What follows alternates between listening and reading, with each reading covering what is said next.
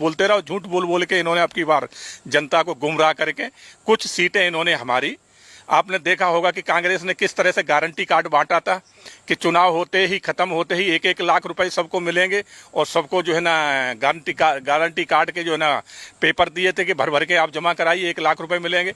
अब वही लोग 1 लाख रुपए लेने के पार्टी कार्यालय कांग्रेस के घेर के बैठे हैं और कांग्रेस के कार्यकर्ता नेता नदारत है। तो इनका काम है झूठ बोलना, झूठ फैलाना। मगर भारतीय जनता पार्टी का ऐसा नहीं है। नरेंद्र मोदी जी का विजन है कि सबका साथ सबका विकास, और उसी रास्ते पे पूरी पार्टी चल रही है। जो हमारे नए साथी आए वो भी उसी रास्ते पे चल रहे हैं।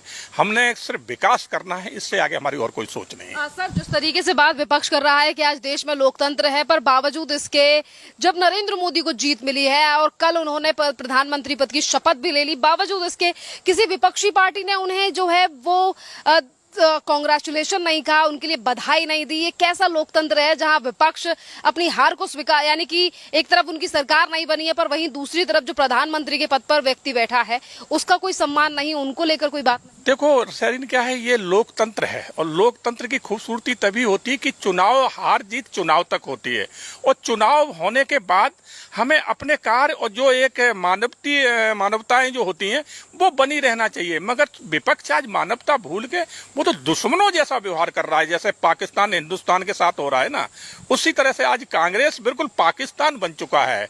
आप सोचिए, जब देश में चुनाव हो गए, खत्म हो गए, सरकार बन गई, आपको सरकार के जो है ना साथ खड़े होना चाहिए। प्रधानमंत्री को आप जो है ना अपनी कुछ नहीं एक संवेदना ही व्यक्त कर देते कि आपको प्रधानमंत्री बनने के बाद मैं अपनी तरफ से, अपनी पार्टी की तरफ से इस तरह से बधाई देता हूं, तो ये चीजें कहीं नहीं। ममता बनर्जी की बात करें तो वो भी ये इसी तरीके की बात कर रही हैं कि एनडीए का गठबंधन टूट जाएगा।